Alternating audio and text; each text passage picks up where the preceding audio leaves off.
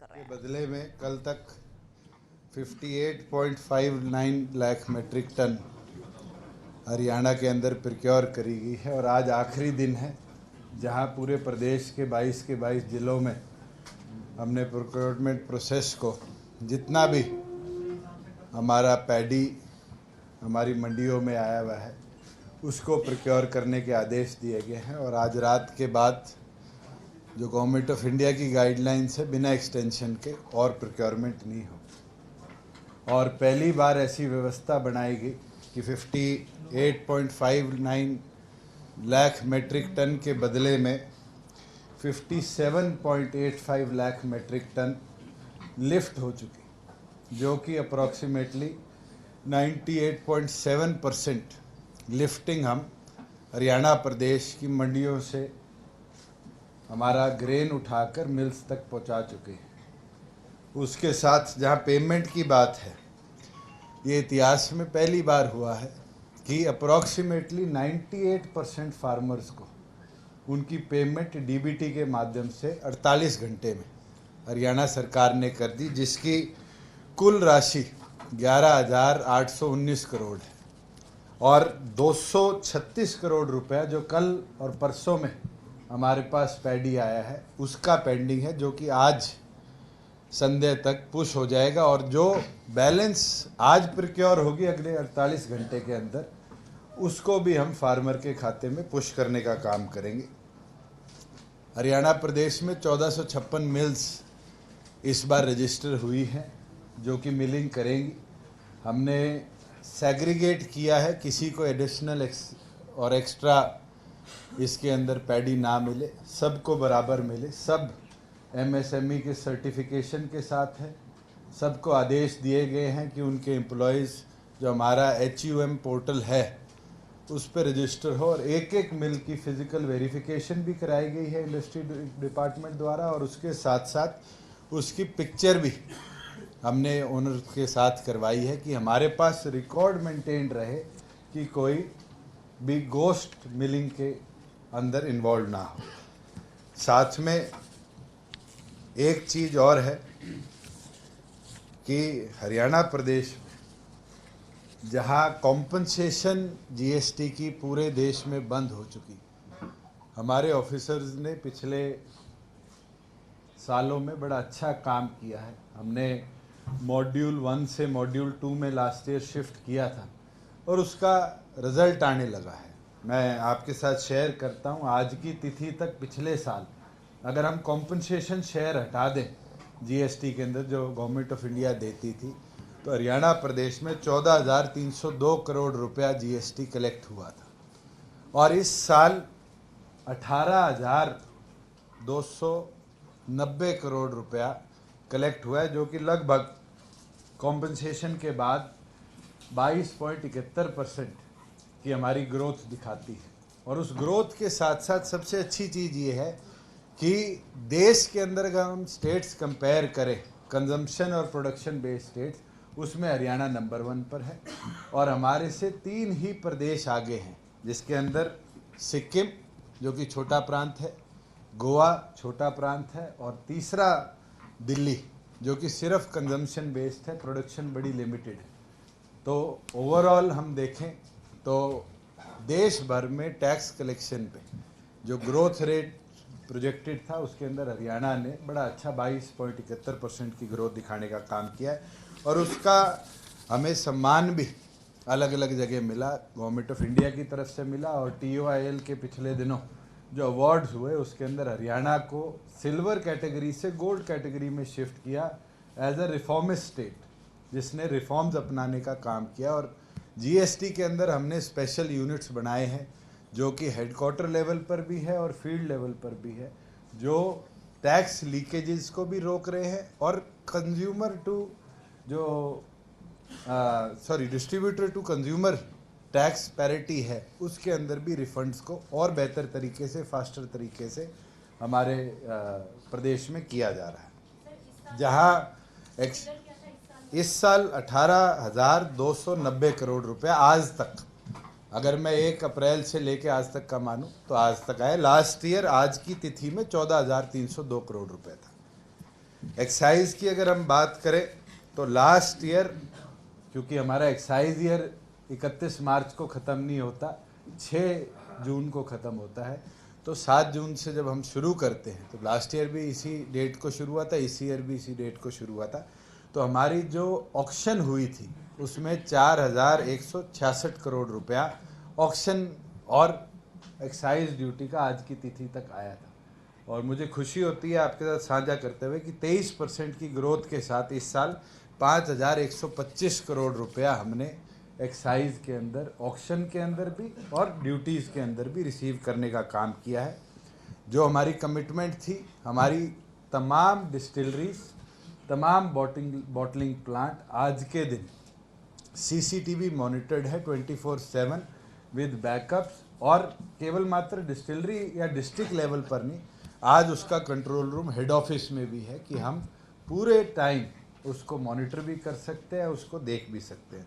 उसके साथ साथ फ्लो मीटर्स हमने इंस्टॉलेशन का प्रोसेस शुरू कर दिया है, और 28 फरवरी 2023 तक हरियाणा की तमाम डिस्टिलरी जो optimum government of India guidelines के हिसाब से जो नॉर्म्स हैं ISO के, उसको फॉलो करते हुए तमाम डिस्टिलरी हमारी जितनी भी हैं वो फ्लो मीटर्स इंस्टॉल कर लेंगी। और इंस्टॉलेशन के साथ साथ हमारे पास कितना रियल टाइम प्रोडक्शन है उसका डाटा भी हेड ऑफिस के साथ सिंक्रोनाइज्ड रहेगा। लास्ट जो हमारी एक्साइज पॉलिसी थी उसमें एक हमने ऐतिहासिक कदम उठाया था जो कि देश में किसी ने नहीं अपनाया, वो है कि हमारे जितने वेंड्स हैं उनके अंदर POS system, point of sale system लगाया जाए।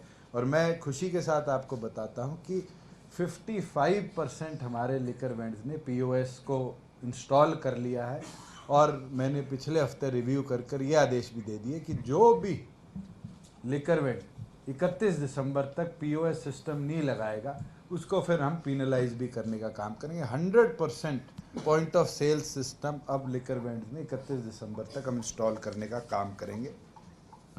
मैं एक चीज़ आपको ज़रूर बता सकता हूँ कि हमारा जो 19-20 का एक्साइज ईयर था, हमने 6361 करोड़ रुपया उसके अंदर कलेक्ट किया था। 20-21 का जो कोविड का दौर था उसमें 6790 करोड़ रुपया, 6790 करोड़ रुपया हमने कलेक्ट किया था। 21-20 का जो हमारा एक्साइज ईयर था उसके अंदर 7936 करोड़ रुपीज़ हमने कलेक्ट किया था। और इस साल जबकि हम सिर्फ मिड में हैं, अभी हमारा जो एक्साइज क्वार्टर है वो भी दिसंबर के अंदर 6 महीने पूरे करेगा, उसके बावजूद भी हम 5736 पर पहुंच चुके हैं। और जो हमारा एस्टिमेशन था 8900 करोड़ 9000 करोड़ का, मुझे ये अनुमान है कि हम 9500 करोड़ को इस बार पार कर एक नया बेंचमार्क हरियाणा प्रदेश में टच करने का काम करेंगे। उसके साथ बड़ी खुशी की बात है कि हरियाणा प्रदेश के 18 ज़िलों में पंचायती राज में जो हमने पीछे बहुत बड़ा एक ट्रांसफॉर्मेशन किया था जिसमें 50% शिक्षित महिलाएं हिस्सेदार बने पंचायतों में, और उसके साथ बैकवर्ड क्लासेस को भी उसकी जगह मिले, बड़ा सक्सेसफुली और पीसफुली इलेक्शन कंडक्ट हुआ है। 4 जिलों का आगामी 23 और 26 तारीख को है, और मुझे पूरा अनुमान है कि एक नया ट्रांसफॉर्मेशन पंचायती राज सिस्टम में भी आएगा। साथ में CET का एग्ज़ाम पिछले वीक कंडक्ट हुआ था, थोड़ी दिक्कतें ज़रूर आई, मगर उसके बावजूद भी पहली बार है कि कहीं भी पूरे प्रदेश में जो हमने प्रयास करे, स्ट्रिक्टनेस करी, इस तरीके से कहीं भी प्रदेश के अंदर कोई बहुत बड़ी दिक्कत हमें देखने को नहीं मिली, जहाँ चाहे पेपर लीकेज की बात हो, चाहे किसी और के बैठने की बात हो। और मुझे लगता है जो CCTV मॉनिटरिंग है, फिंगरप्रिंट बायोमेट्रिक सिस्टम की मॉनिटरिंग है, उस सब को देखते हुए इस बार हमारे युवाओं को एक बड़ा फेयर मौका मिला है एग्ज़ामिनेशन का। साथ में जो 2 हमारी एयर स्ट्रिप्स थी, भिवानी की जिसमें फ्लाइंग पीछे हमने शुरू कर दी थी, उसके बाद नारनौल को भी हमने एविएशन के ट्रेनिंग इंस्टीट्यूट के तौर पे डेवलप करने की प्लानिंग करी थी। पिछले सप्ताह नारनौल में भी हमारे जो एविएशन रिलेटेड स्टूडेंट्स हैं FTO के अंदर, उनने भी अपनी ट्रेनिंग शुरू कर दी। और जो गवर्नमेंट ऑफ इंडिया की एरोस्पोर्ट्स पॉलिसी है उसके अंदर नारनौल प्रथम ऐसी एयर स्ट्रिप है जहाँ पर आज के दिन स्काई डाइविंग हम करवा रहे हैं। पिछले साल 1200 स्काई डाइव वहाँ पर हुई थी और इस बार हमारा टारगेटेड है, क्योंकि वहाँ जो ऑपरेटर है उसको हमने टारगेट दिया कि एक प्लेन की बजाय अब वो 2 प्लेन लाए। तो वहाँ पर इस बार हमारा टारगेट है 2500 से भी ऊपर हम स्काई डाइव उस एयर स्ट्रिप्स पे कर पाए, क्योंकि वो देश के अंदर एक ऐसी जगह है जहाँ पर एडवेंचर स्पोर्ट्स को एक मौका उभरने का मिल रहा है। और दूसरी ओर पर आज रेवेन्यू के लिए भी स्टेट को, क्योंकि जीएसटी कलेक्शन होती है, एक मौका मिल रहा है। साथ में एक निमंत्रण मैं भी आप सबको दे दूं, क्योंकि जननायक जनता पार्टी के 5 साल हम भिवानी के अंदर मना रहे हैं, तो मेरी ओर से आप सब भी आमंत्रित है कि 9 दिसंबर को आप सभी साथी भी, और एडवांस में इसलिए बता रहा हूँ कि फिर कहीं दीप कमल की या किसी की तरफ से कमी ना रह जाए, तो मेरी तरफ से ये आमंत्रण आपके लिए है कि आप सभी साथी 9 तारीख को भिवानी में आने का काम करें। Now the floor is yours. आज बस ईच डिपार्टमेंट रखते हैं, एक्साइज और फूड सप्लाई। मैं सोचा रेवेन्यू का भी कुछ आएगा, फिर दोबारा आपसे मिलने का मौका मिल वो जाएगा। मिलते नहीं, आप 6-6 महीने मिलते ही नहीं, फील्ड में ही रहते हैं सारे जिलों में। नहीं, आज मैंने स्पेसिफिकली प्रोक्योरमेंट पे आपको बुलाया था और बहुत पीसफुल, टचवुड और सक्सेसफुल प्रोक्योरमेंट हरियाणा प्रदेश ने देखा है कि जो गवर्नमेंट ऑफ इंडिया का टारगेट था उससे एडिशनल हमने आज प्रोक्योर किया है। और पूरे प्रदेश में हमें कमियां मिली, और कमियां ये थी कि कई जगह गोस्ट बिलिंग के पहले हमें वाक्य सामने आए, तो हमने पीवीबी करवाने का फैसला लिया है, जो कि मिड दिसंबर से पूरे प्रदेश भर में शुरू होगी। मगर उसके साथ साथ जो फिज़िकल वेरिफिकेशन करवाई है उससे मिल्स की ऑथेंटिसिटी और मिल्स का जो आउटपुट है, क्षमता जो उसकी है, कोई क्षमता से फालतू ना स्टॉक ले रहा हो, वो टारगेट हम प्रॉपरली मॉनिटर कर पाए।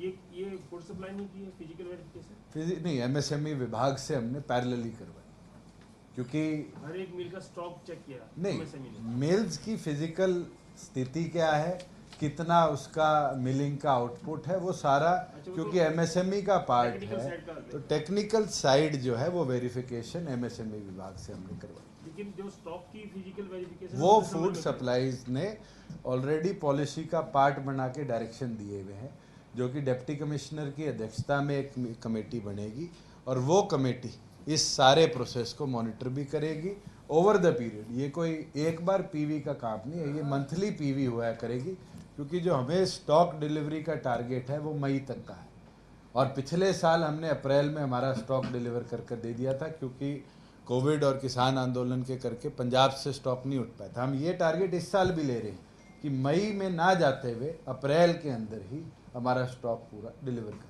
सर साइलोज बनाए जाने थे सर स्टॉक को रखने के लिए, कई जगह ये जो है स्टेट की तरफ खराब भी से होने की जो है खबरें निकल के सामने आई, जिस तरीके से गेहूं खराब। स्टेट की तरफ से साइलोज का कोई प्रपोजल नहीं, गवर्नमेंट ऑफ इंडिया का साइलोज का प्रपोजल है, वो टेंडर एफसीआई ने कर रखा है, और मुझे उम्मीद है जल्द उस पर निर्णय हो तो साइलोज भी कंस्ट्रक्ट हो। जहां आपने बात कही कि फसल जो गोदाउनों में, ओपन गोदाउन में पड़ी थी वो ख़राब हुई, ये डाटा एक बार का नहीं है, ये डाटा 2018, 19, 19-20 का है, जहां 44,700 या 800 कुछ मेट्रिक टन गेहूं खराब हुई है। उस समय एक्सेसिव रेनफॉल और लस्टर लॉस की प्रोक्योरमेंट के बाद ये स्टॉक रखा गया था, मगर ओवर द पीरियड क्योंकि हरियाणा के अंदर last year excessive utilization of stock हुई वीट की, क्योंकि पंजाब में ट्रेन्स की पाबंदियां थी किसान आंदोलन के दौरान, तो हमारा स्टॉक उठाया गया। उस समय जो स्टॉक रिजेक्ट हुआ, क्योंकि एफसीआई की जो पॉलिसी है वो है first in first out, FIFO, जो माल पहले रखा जाएगा वो माल पहले उठाया जाएगा। उसके अंदर जो कवर्ड गोदाउन थे उसका माल उठाया गया, ओपन गोदाउन का माल बाद में आया, मगर उसके लिए मैंने आदेश भी दे दिए है कि जो डिस्ट्रिक्ट में हमारे administrative secretaries, IAS, senior IAS officer जो चंडीगढ़ से नोडल ऑफिसर लगाए हुए हैं, उनकी अध्यक्षता में एक कमेटी उस पूरे दौरान क्यों ये माल नहीं उठा, कितनी बार रिजेक्ट हुआ, कौन कौन रिस्पॉन्सिबल ऑफिसर्स है और उनसे रिकवरी समय अनुसार कैसे करी जाए। आज तो सिर्फ कैथल, कुरुक्षेत्र, करनाल की बात है। एक ऐसा मामला पहले फतेहाबाद का भी आया था। वहाँ जो उस समय के दौरान चाहे डीएफएससी हो, इंस्पेक्टर्स हो और अधिकारी थे, उनसे हमने जो लॉस हुआ था उसकी रिकवरी करी। आज भी लगभग 83-84 करोड़ का ये क्रॉप जो है डैमेज हुआ है। इसके लिए कमेटी भी इंक्वायरी के लिए बैठा दी गई है। इसको ऑक्शन भी कर दिया गया है। ऑक्शन करके लगभग 44-45 करोड़ रुपए हमें अनुमान है कि विभाग को आएंगे, और उसके अंदर जो मुझे पता चला है लगभग 38-39 करोड़ हमारे पास आ चुके हैं। बचे हुए अगर स्टॉक पड़ा है उसको भी हम ऑक्शन करेंगे कि ये नॉन ईटेबल है, मगर इसकी यूटिलाइजेशन और जगह कैटल फीड में और जगह हो सकती है। मगर जो बैलेंस रहेगा और जितना क्रॉप लॉस होगा किसी को भी इसमें बख्शा नहीं जाएगा। ये पिछले 2 साल से मैं मॉनिटर कर रहा हूँ, और इसके अंदर एक नहीं अनेक अधिकारी पहले भी फतेहाबाद के अंदर चार्जशीट हो रखे हैं, उनके खिलाफ एफआईआर भी हो चुकी है, और इस पूरे वाक़े में भी जो जो इन्वॉल्व होंगे उनके खिलाफ हम एफआईआर भी कराएंगे और उनको सख्त से सख्त सज़ा देने का भी काम करेंगे। एडमिनिस्ट्रेटिव सेक्रेटरीज हैं हर जिले के, जो एसीएस और पीएस रैंक के हैं। तीनों जिलों में करनाल, कैथल, कुरुक्षेत्र में उनकी जिम्मेवारी लगाई गई है कि वो एक अधिकारी अपने साथ फूड सप्लाईज का ले ले, एक फाइनेंस का क्योंकि अकाउंटिंग रिलेटेड मैटर है ले ले, एक कोई भी विजिलेंस या पुलिस की तरफ से अधिकारी लेकर एक कमेटी गठित करेंगे, जो कमेटी इसके ऊपर आगे एक्शन लेने का काम करेगी। 44,800 के लगभग एमटी। हमारे पास 2019-20 के बाद का स्टॉक लगभग नील है वीट का, क्योंकि 2 साल में गवर्नमेंट ऑफ इंडिया ने पूरे देश में अनाज वितरण जो पीडीएस का था उसको केंद्र की योजना के तहत 4.5 लाख करोड़ के आसपास का अनुमान है, इतने रुपए की राशि का गरीब आदमी को कोविड के उसमें फ्री में देने का काम किया है। तो उस दौरान हरियाणा, क्योंकि पंजाब बंद था, हरियाणा का स्टॉक लगभग नील के बराबर। ये जो डीसी ने कोई रिपोर्ट, प्रारंभिक रिपोर्ट जो दिया है उसमें कुछ नहीं, कोई रिपोर्ट नहीं दी। देखिए, एक रिपोर्ट नहीं है, पहले विभाग की रिपोर्ट थी, उसको डीसी के पास भेजा गया, डीसी की रिपोर्ट है जिसके ऊपर मैं सेटिस्फाइड नहीं, और इसलिए हमने सीनियर आईएएस अफसरों की कमेटियां गठित करी है कि इसको री इंक्वायर किया जाए। अगर उस समय गीला स्टॉक प्रोक्योर किया गया, खराब स्टॉक प्रोक्योर किया गया, तो वो भी रिस्पॉन्सिबिलिटी उस समय के अधिकारियों की है, क्योंकि फीफो के माध्यम से first in first out material होना था, और फर्स्ट इन वाला मटेरियल 2022 के अंदर भी आउट नहीं हुआ। इस दौरान भी अगर लैप्सेज रहे हैं कि क्वालिटी चेक नहीं करेगी, जानबूझ के ओपन प्लिंथों में माल छोड़ा गया, तो उन लोगों को भी हम इसके अंदर दोषी। एक बात, क्योंकि फूड सप्लाई की आप 3 साल से देख रहे हैं कि हमारे पास जब वीट का प्रिक्योरमेंट होता है पूरे गोदाम में नहीं जा पाती है, वो ओपन में तो प्लिंथ में रखना ही नहीं पड़ता, प्लिंथ लेवल उसका रखते हैं आपका स्टॉक में, तो प्लिंथ लेवल की वजह से तो कुछ। सुरेंद्र जी, इस साल कहीं भी ओपन प्लिंथ में फूड सप्लाईज हो, वेयर हाउसिंग हो या हैफिड हो, एक दाना इवन एफसीआई का भी ओपन प्लिंथ में नहीं लगा, क्योंकि स्टॉक पिछले 2 सालों में इतना हमने मूव किया है सदर्न स्टेट्स को कि हमारे पास हमारे कवर्ड गोदाउन्स भी खाली पड़े। ये प्रिक्योरमेंट 2018-19, 19-20 की हुई है, जो कि अप्रैल महीने में हुई। उस समय क्योंकि भंडारणों में, कवर्ड गोदाउनों में जगह नहीं थी, तो ये मटेरियल ओपन प्लिंथ में रखा गया। उस समय एक्सेसिव रेनफॉल भी हुआ है उन दिनों के अंदर, प्लस गवर्नमेंट ऑफ इंडिया ने मॉइस्चर रिलैक्सेशन भी दी थी। तो क्या मॉइस्चर रिलैक्सेशन और बारिश की वजह से मटेरियल हुआ, इसके ऊपर सारे के ऊपर इंक्वायरी करने के बाद ही मैं फैक्ट्स आपके साथ शेयर करूँगा। बाजरा में कितनी क्या लगभग जो हमारा गवर्नमेंट ऑफ इंडिया ने परमिशन दी थी 160 की, उतना हमने टारगेट लिया था। जो पिछला रिव्यू मैंने किया था उसके अंदर 85,000 एमटी हमने प्रोक्योर किया था, और आदेश दे दिए थे कि एडिशनल भी मंडियों से एमएसपी के ऊपर किसान से प्रोक्योर किया जाए। साथ में लगभग 280 करोड़ रुपया हमने भावांतर भरपाई के अंदर, जो अगर 1900 आया तो उसको 450, और अगर वो 1950 के रेट पे आया तो उसको 400 रुपया किसान को भावांतर भरपाई पे भी बाजरे का 280 करोड़ रुपया कुल हमने देने का काम किया। ये जो आप कह रहे थे गोश्त परचेज की या गोश्त बिलिंग का कुछ पार्ट आया था, कुछ कह रहे थे करनाल वगैरह की, अभी क्योंकि रिक्वायरमेंट तो लगभग खत्म हो गया है, कितना डाटा हमारे पास है? अभी कितना सारा डाटा आया नहीं है, मगर जुंडला के अंदर हमने इंस्पेक्शन रैंडम करवाई थी, वहाँ पर ये भी सामने आया था कि स्कूटर के नंबर पर भी प्रिक्योरमेंट दिखाई गई थी। उसके बाद मैंने आदेश दे दिए थे 22 के 22 डिप्टी कमिश्नर्स को कि वो एक एक व्हीकल जो ट्रांसपोर्टर देता है उसका जो ई परिवहन हमारा पोर्टल है, वाहन जिसको हम बोलते हैं, उससे नंबर को गवर्नमेंट वेरीफाई करवाए। उस वेरिफिकेशन के अंदर 9 जिलों की रिपोर्ट आ चुकी है, 13 जिलों की रिपोर्ट को तुरंत अगले 2 दिन में हमने मंगाया है। उसके बाद हम इसको सिंक करेंगे कि कितने असलियत में ट्रकों में प्रिक्योरमेंट करेगी, लिफ्टिंग करेगी, मूवमेंट करेगी, और कितने ऐसे बोस 9 प्रिक्योरमेंट। जिलों में तो कोई नहीं मिला अभी। 9 जिलों का भी मेरे पास डाटा इन हैंड नहीं है, क्योंकि 1 मिनट में हजारों ट्रक्स को आप नहीं मॉनिटर कर सकते। एक कोई पलवल का अगर कोई धान कर्नाटक में बेच सकता है? फार्मर को इस बार लिबर्टी थी, मंडी सिलेक्ट करके अपनी बेच सकता है। पिछले साल हमने रिस्ट्रिक्टिव किया था कि फार्मर उसी मंडी पे जाएगा जो उसको निर्धारित होगी। इस साल वो अपनी मंडी को खुद सिलेक्ट करके जा सकता था, क्योंकि लास्ट ईयर आपने देखा होगा 59 लाख एमटी हमारा टारगेट था, 56 लाख एमटी हमारे पास आया था। हमारा बहुत सा धान फार्मर को टाइम ना मिलने की वजह से पंजाब में जाके बिका। वीट के अंदर भी ये रिस्ट्रिक्शन पंजाब को बेनिफिट देगी। इस साल हमारा एग्रीकल्चर जीडीपी लो ना हो, हमने फार्मर को ये परमिशन दी थी कि वो अपनी मेरी फसल मेरा ब्यौरा पे लैंड रजिस्टर कराए।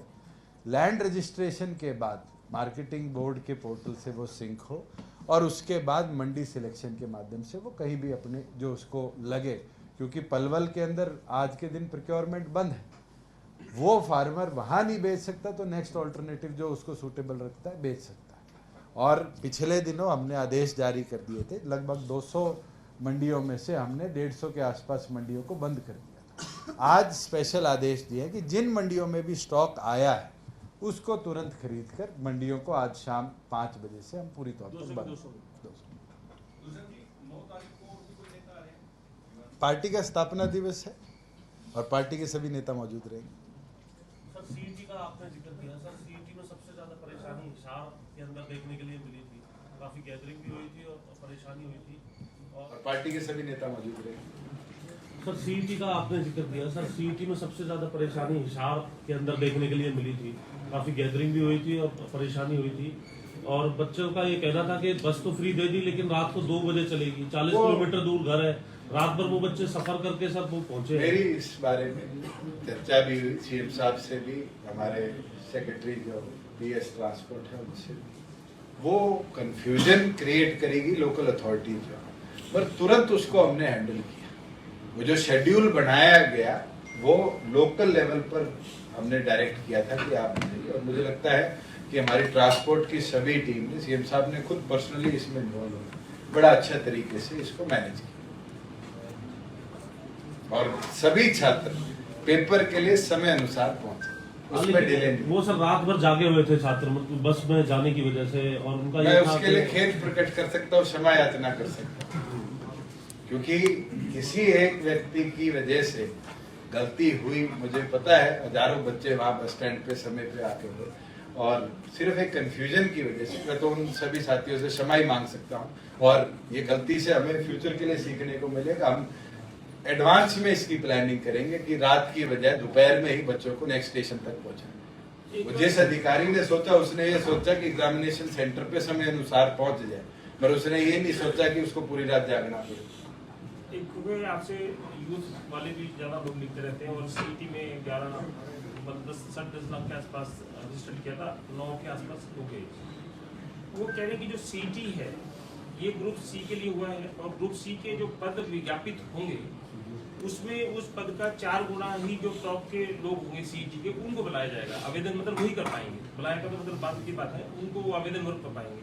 ये एक डिमांड उठ रही है लगातार, आपके साथ मेरे बात किसने की हो, डिमांड की हो, सोशल मीडिया तो चल ही रहा है कि इसको जितने भी जो 50% और 40% सरकार ने निर्धारित किया पास होने का, इसको क्वालिफाइंग करेंगे, मतलब वो सारे के सारे आवेदन उसमें करें। ये हमारा प्रेरोगेटिव नहीं है, हम तो सिर्फ स्टाफ सिलेक्शन को, पब्लिक सर्विस कमीशन को हमारी जितनी वैकेंसी है उसका आवेदन भेजें, और उस आवेदन के ऊपर वो किस क्राइटेरिया को, सीएटी एक बेंचमार्क है।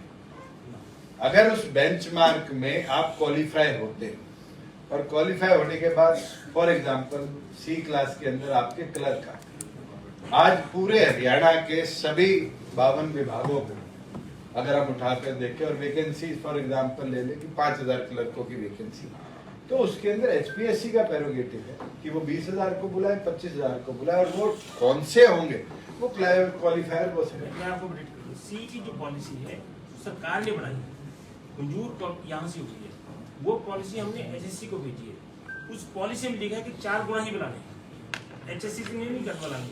उसके बाद जिसके डिप्टी सीएम है, आपका मैं पॉइंट समझ गया। आप कह रहे हो कि क्वालिफिकेशन, हमें तो आज के दिन जो क्वालिटी थी वो तो टॉप परसेंटेज थी, हमने एक बेंचमार्क सेट कर दिया, उसके अंदर हमने टॉप ले लिया। उस टॉप के अंदर भी हमें जो क्वालिफिकेशन क्राइटेरिया है वो 20 जो 4 टाइम्स आप कह रहे हैं वो ले लिया। ये बेंचमार्क तो गेट्स का भी है। इंजीनियरिंग के लिए आज के दिन आपको आवेदन देना है तो आपका गेट स्कोर होता है, यही क्राइटेरिया नीट का भी है। अगर नीट में आप 700 ले आए, 600 ले आए, तभी तो आपको काउंसलिंग के लिए बुलाएंगे। 200 को काउंसलिंग में बुलाकर आज के दिन कोई बेनिफिट नहीं है। और मुझे लगता है पिछले साल नीट का जो बेस स्कोर था एमबीबीएस एडमिशन का प्राइवेट और पब्लिक, वो शायद 570-72 के आसपास रुक गया। कितने बच्चे इतने थे जो 572 से नीचे थे जो बीडीएस में गए, उसके बाद 400 से नीचे थे वो आगे ये आयुर्वेदिक में गए। तो ये तो बच्चों के भविष्य में है, they can prepare again, they can give CET again. प्रतिबंध तो नहीं है कि सीईटी आप एक बार दे सकते। क्वालिफिकेशन क्राइटेरिया बिल्कुल इसके लिए बनाया गया। मैं आई स्टैंड करेक्टेड आपकी वजह से कि बिल्कुल स्टेट ने दिया, मगर एचपीएससी को दिया। अब एचपीएससी और स्टाफ सिलेक्शन चूज करेगा कि हमें कितना लो, उस रूल के हिसाब से हमें टॉप 20 चाहिए 5 पोस्ट। सर एक कल सीएम साहब गीता जयंती को लेकर के प्रेस कॉन्फ्रेंस कर रहे थे, मुद्दा आया कि कुरुक्षेत्र के अंदर जो सड़कें हैं उनकी स्थिति ठीक नहीं है, अंतर्राष्ट्रीय महोत्सव है सर, बाहर से भी लोग आएंगे, सड़कें अगर ठीक हो जाए तो बहुत बढ़िया। एक का मैटर था, 2 बार कॉन्ट्रैक्टर काम छोड़ के चला गया था, जो गेट नंबर 3 से लेके पिपली गेट तक थी, वो ऑलरेडी कंप्लीटेड है। उसके सिवाय कोई इंटरनल हुड्डा की रोड है, कोई सड़क आपके एचएसवीपी के साथ साथ म्युनिसिपल लिमिट्स की है, तो विभाग निरंतर कुरुक्षेत्र जो डेवलपमेंट बोर्ड है केडीबी वो करता रहता है। और भी कोई एडिशनल होगा तो 25 करोड़ हम सभी विधायकों को दे रहे हैं। मेरे पास कल संध्या तक 17 विधायकों की इसमें 25 करोड़ में आवेदन आ चुके। हमने 17 के 17 को अप्रूव कर दिया, 23 ऑलरेडी हमारे हेड ऑफिस में आ चुके हैं जो मैंने रिव्यू लिया है, उसको भी हम within this week approve कर देंगे। बचे वो के लिए हमने एमएलएस को रिक्वेस्ट कर दी है कि आप अपनी आवेदन को तुरंत भिजवाने का। 25 करोड़ क्या है ये सड़कों के लिए दे रहे हैं 25 करोड़ पर कॉन्स्टिट्यूएंसी, जिसमें सड़क का एक्सपेंशन है, स्पेशल रिपेयर्स है, रीडेवलपमेंट है। स्टेट में नई सड़कों का कितने किलोमीटर तक का निर्माण? ये 5 अगर मैं 25 करोड़ का अनुमान लगाऊं तो 2250-90 कॉन्स्टिट्यूएंसी है, 2250 करोड़ का तो इसी के अंदर काम है। उसके साथ साथ हमारे जो एडिशनल प्रोजेक्ट जैसे दादरी महेंद्रगढ़ नारनौल 4 लेनिंग प्रोजेक्ट है, जो पहले 8 ही किलोमीटर हो पाया था, वो पूरा होगा। उसके लिए लगभग 180-90 करोड़ का एक स्पेशल हमने प्रोजेक्ट डाला है। उसी तरीके से 3 ऐसे छोटे रोड्स हैं, एक हमारा मेवात का रोड है, एक जो पीछे नितिन गडकरी जी आए जब हमारे सोना तावड़ू एमएलए ने और पटौदी एमएलए ने बात करी थी कि एक डिफेंस रोड है, उसको टेकअप किया। निरंतर ये तो नेवर एंडिंग प्रोसेस है, जिसका 5 साल कंप्लीट होगा, नॉन सेटिस्फैक्टरी कंडीशन है, उसको हम दोबारा टेकअप करके ये विधायकों से सर आवेदन करा रहे हैं। National highway, national highway state का काम नहीं है, मगर नेशनल हाईवे में मैं एक साझा कर देता हूँ। मैं गडकरी जी का आभारी हूँ, पीएम का आभारी हूँ कि दोनों ने भारतमाला 2 के अंदर हरियाणा को 3 बड़ी सौगात देने का काम किया। पहली जो हमारा पानीपत से चौटाला नेशनल हाईवे है, जो 9 नेशनल हाईवे को कनेक्ट करेगा, ईस्ट वेस्ट कॉरिडोर हरियाणा प्रदेश का है, उसका अप्रूवल आ गया। और वो अब जो ग्राफिक्स के अंदर इनकी D2 पोजीशन होती है उसके अंदर है, और मैं उम्मीद करता हूं कि विद इन 3 to 6 मंथ उसका एक्विजिशन का काम हम शुरू कर लेंगे। दूसरा प्रोजेक्ट जो हमने आवेदन किया था हिसार से लेके और रेवाड़ी तक वाया तोसाम, बारडा, महेंद्रगढ़, इस प्रोजेक्ट को भी भारतमाला 2 में लास्ट कैबिनेट ऑन इंफ्रास्ट्रक्चर में अप्रूवल दे दिया है। और तीसरा एक बहुत बड़ा रिलीफ हरियाणा को होगा, जो कि दिल्ली से अब हम पानीपत अंबाला आते हैं, और ये रोड हमने अब देखा है कि रैपिड कॉरिडोर के अंदर भी एक्सपैंड होने के बावजूद भी बहुत ज्यादा ट्रैफिक इस पे है। इसको भी एक पैरेलल सड़क कैसे दी जाए उसके लिए अप्रूवल दे दिया है। वो है दिल्ली के अक्षरधाम से शामली और शामली से ग्रीनफील्ड कॉरिडोर अंबाला तक हम कनेक्ट करेंगे। और मुझे लगता है जो सफर इस कॉरिडोर के बाद होगा वो दिल्ली चंडीगढ़ का सफर 2-2.25 घंटे पैरेलल में इसी के पैरेलल में यमुना के किनारे आधा और यमुना के किनारे शामली से लेके और अंबाला तक पूरा ग्रीनफील्ड एक्विजिशन से एक एक्सप्रेसवे बनाया।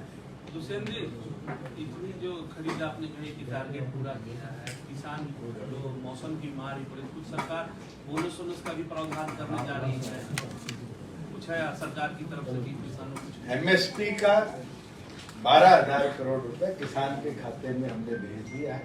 आज की प्रोक्योरमेंट का हमारा अनुमान स्पेशल गिरदावरी की रिपोर्ट, क्योंकि कोड ऑफ कंडक्ट लगा हुआ है, इसके बाद आएगी, उसको हम सिंक्रोनाइज करके जो पैसा है उसको भेजेंगे। मैं पिछले सालों की पिछले सालों की एक बारी बारी बात आती है कि पैसा नहीं पहुंचा। लगभग 650 पौने 700 करोड़ रुपया हरियाणा प्रदेश के 2020, 21, 22 का जो क्रॉप डैमेज का था वो हमने मंगाकर ऑलरेडी पुश कर दिया है।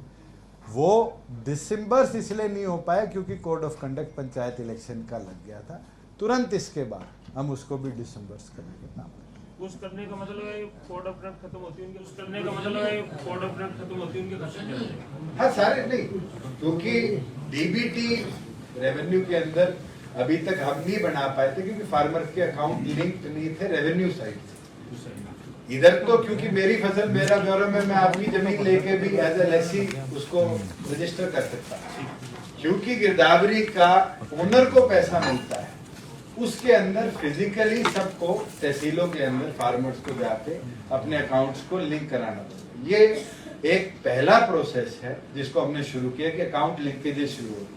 जिन जिन के अकाउंट है उनको डीबीटी हो जाएगा, बचे हुए को इन्फॉर्मेशन पहुंच जाएगी कि वो आकर अपने अकाउंट को लिंक कराए। अभी तक जो मैंने डाटा लिया था पिछले वर्षों का भी कई 100 करोड़ रुपया है जो फार्मर आज तक क्लेम करने ही वो तहसीलों में पड़ा है। उसके लिए भी मैं पोर्टल बना रहा हूँ कि अगली 1 महीना, 2 महीना, 3 महीने तक अगर कोई क्लेम नहीं करेगा तो हम ट्रेजरी से पैसा वापस मंगाएंगे, क्योंकि वो नॉन क्लेमेंट फॉर है। 2-5 कई 100 करोड़ है। मैं डाटा आपके साथ अलग से 1000-2000 ऑन हैंड। देखिए जो 25 करोड़ आप बता रहे हो ये सभी अकाउंट्स में जा रहे हैं या जो आवेदन करेंगे उनको डाल रहे हैं? सभी एमएलए की तरफ से डिमांड लोकल एक्सचेंज और एससी को दी गई। उस अपॉन वेरिफिकेशन उनको दिखाया गया है कि 25 करोड़ में आपकी प्रायोरिटी 1, प्रायोरिटी 2, प्रायोरिटी 3 डिसाइड कर ली। प्रायोरिटी 1 में जो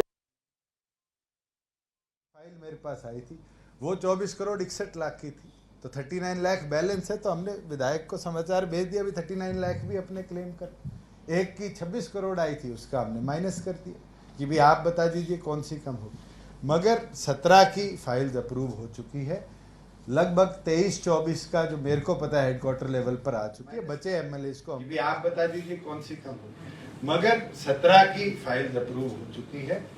लगभग 23-24 का जो मेरे को पता है हेडक्वार्टर लेवल पर आ चुकी है। बचे एमएलए को हमने समाचार भिजवा दिया है कि आप भी तुरंत अपनी फाइल्स को पुशअप कराइए। इनको हमने विधानसभा में कहा था या इस साल की बजट अनाउंसमेंट थी कि 25 करोड़ पर कॉन्स्टिट्यूएंसी हम स्पेशल रिपेयर और डेवलपमेंट के लिए हर एमएलए को कमिट करें। दुष्यंत जी, एमबीबीएस के छात्र जो रोहतक में बॉन्ड को लेकर धरने पे बैठे हैं और चारों मेडिकल कॉलेजेस के छात्र वहाँ इकट्ठे होकर धरने के जा रहे हैं, उसको लेकर सरकार की मेरे डॉक्टर शिवाज जो हमारे मेडिकल सेल के अध्यक्ष हैं उनसे भी चर्चा हुई थी। कुछ कंफ्यूजन भी है और कुछ अमेंडमेंट की जरूरत भी है। आगे उनके साथ बैठ के चर्चा करके इसको भी रिजॉल्व। ये जो जीएसटी कंपनसेशन का कंपोनेंट रहा, उससे कोई फर्क पड़ा है रेवेन्यू का? 10,000 करोड़ नहीं, उसकी भरपाई कैसे हो रही है? उसकी भरपाई करें। जो हमारी ग्रोथ है 22%, वो उसको कवर अप इस साल करेंगे।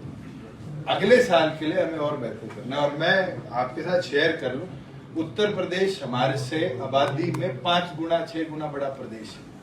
अगर हम हरियाणा की माने तो 3 करोड़ के आसपास है, उत्तर प्रदेश 20 करोड़ के आसपास, 22 करोड़, तो उधर लगभग आप कंपेयर करो 7 गुना बड़ा प्रदेश है।